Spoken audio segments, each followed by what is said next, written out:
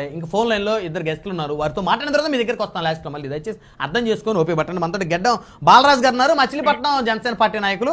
బాలరాజు గారితో మాట్లాడదాం. బాలరాజు గారు గుడ్ మార్నింగ్ అండి. గడ్డం రాజు అండి, బాలరాజు కాదు, గడ్డం రాజు, మచిలీపట్నం సార్. రైట్ రైట్ రాజు గారు. చెప్పండి సార్. రైట్ రాజు గారు, మొత్తానికి మచిలీపట్నం వేదికగా ఏం జరుగుతా ఉంది? అవుట్ సార్, మచిలీపట్నం ఇంకా పార్లమెంట్ స్థానం ప్రకటించలేదు మచిలీపట్నం సంబంధించి. మచిలీపట్నం పార్లమెంట్ కింద ఉన్న అసెంబ్లీ స్థానాలు అవనిగడ్డ మీద కూడా పెద్ద ఎత్తున చర్చ జరుగుతూ ఉంది. ఆశావాహులు ఎక్కువైపోయారు. అవునవును, ఖచ్చితంగా ఏం జరుగుతుంది? మచిలీపట్నం నుంచి బండి రామకృష్ణ గారికి సీట్ వస్తుందని ఆశతో ఉన్నాము. అయితే ఇప్పుడు అవనిగడ్డలో కూడా రామకృష్ణ గారి పేరు పరిశీలన ఉందని చెప్పి మంచి వార్తలు వస్తున్నాయి. ఏది ఏమైనా అభ్యర్థుల్ని ఇంకొంచెం తొందరగా ప్రకటించాల్సని మా పార్టీ నుంచి కూడా ఆశాభావంతో ఉన్నాం. ముఖ్యంగా ఇది చాలా ఇంపార్టెంట్ అయినటువంటి జిల్లా. ఈ జిల్లాలో పవన్ కళ్యాణ్ గారికి పట్టున్నటువంటి నియోజకవర్గాలు ఉన్నాయి. వాటిలో ఖచ్చితంగా జనసేన నుంచి రాష్ట్ర స్థాయిలో కూడా గుర్తింపు ఉన్నటువంటి బండి రామకృష్ణ గారిని కూడా పవన్ కళ్యాణ్ గారు గుర్తిస్తారు అని చెప్పి మేము కూడా ఆశతో ఉన్నాం సార్. మరి ఇవాళ రాష్ట్రంలో జనసేన, టీడీపీ, బీజేపీ మరి ఉమ్మడిగా వెళ్తున్నటువంటి తరుణంలో కొంత ఇబ్బందులు అయితే వస్తాయి పొత్తుల్లో. కానీ కీలక నేతల్ని పార్టీ విస్మరించకూడదన్నదే కార్యకర్తలు కానివ్వండి, నాయకులు కానీ ఆశాభావంతో ఉన్నారు. మరి రానున్న రోజుల్లో మంచి వార్తలు వస్తాయని చెప్పి, కీలక నేతలకి స్థానాలు లభిస్తాయని చెప్పి మేమంతా కూడా ఎదురు చూస్తున్నామండి. హలో హలో రెబల్ అభ్యర్థుల బెడద రాష్ట్రానికి ఏ మేరకు పొంచి ఉంది అనుకోవచ్చు? ఖచ్చితంగా ప్రజల్లో గుండెల్లో ఉన్నటువంటి నాయకులు రెబల్ అభ్యర్థిగా నిలబడితే కొన్ని ఇబ్బందులు తలెత్తాయండి.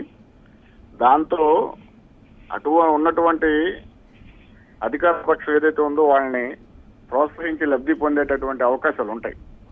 ఖచ్చితంగా ఏదైతే కూటమి ఏర్పడిందో, ఎన్డీఏ కూటమి, పవన్ కళ్యాణ్ గారు కానీ, చంద్రబాబు నాయుడు గారు కానీ ఏదైనా అసమ్మతి ఉంటే వాళ్ళని వెంటనే పిలిపించి మాట్లాడి వాళ్ళకి సముదాయిస్తే మంచిదని చెప్పి అభిప్రాయాన్ని చెప్తున్నాం. గతంలో కూడా అభ్యర్థుల మార్పు అనేది ఖచ్చితంగా ఉందండి. బీఫామ్ ఇచ్చిన తర్వాత కూడా అభ్యర్థులు మార్చిన ఘటనలు అనేకం ఉన్నాయి. ఎందుకంటే ఇవాళ అభ్యర్థి అనేది బీఫామ్ ఎప్పుడైతే ఎలక్షన్ కమిషన్ కి అందిస్తారో అప్పుడే ఖరారు అవుతాడు. అప్పటి వరకు కూడా నమ్మకం లేనటువంటి పరిస్థితి ఉంది వాళ్ళు. అందుకని మేము అదే చెప్తున్నాం. ఎందుకంటే ఇప్పటికైనా సరే గత ఎన్నికల్లో కూడా చాలా జరిగినాయి అలా. మీరు ఒకసారి చూసుకుంటే గన్నవరం నుంచి మరి ఆ రోజున గద్దె రామ్మోహన్ రావు గారు వారు బీఫామ్ ఇచ్చి తర్వాత కూడా వారిని తిప్పి పంపించేస్తే ఆయన ఇండిపెండెంట్ గా కాంటాక్ట్ చేసి గెలిచిన సంఘటనలు ఈ రాష్ట్రంలో ఉన్నాయి.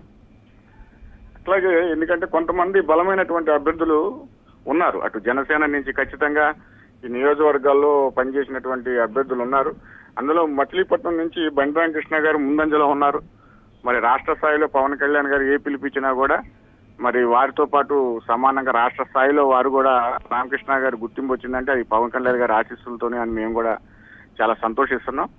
మరి గెలుపుపురం బండి రామకృష్ణ గారు మరి వారికి మచిలీపట్నం నుంచి వస్తుందని చెప్పి ఆశించినప్పటికీ రాకపోయినా వారికి స్థానం మార్పు ఉంటుందని చెప్పి ఆశాభావంతో ఉన్నాం. అవనిగడ్డ నుంచి బండి రామకృష్ణ గారు పోటీలో ఉంటారనేటటువంటి వార్తలైతే వస్తున్నాయి. మరి అవి నిజం కావాలని చెప్పి మేము కూడా ఆశాభావంతో ఉన్నామండి.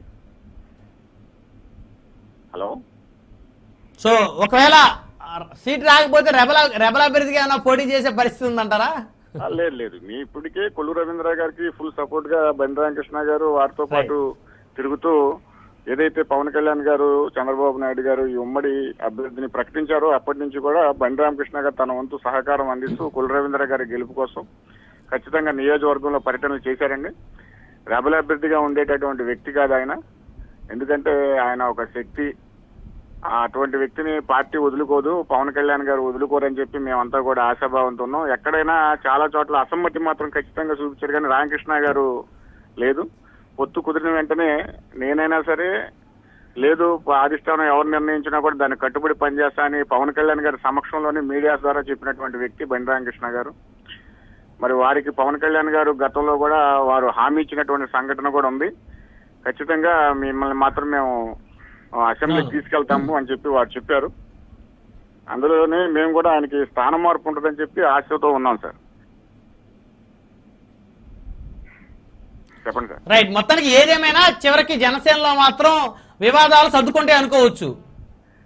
వివాదాలు అనేవి ఖచ్చితంగా వస్తాయి సార్. ఎందుకంటే ఆశించి కొద్దిగా భంగపడిన వ్యక్తుల్ని అధిష్టానం పిలిచి మాట్లాడాల్సినటువంటి అవసరం ఉంది.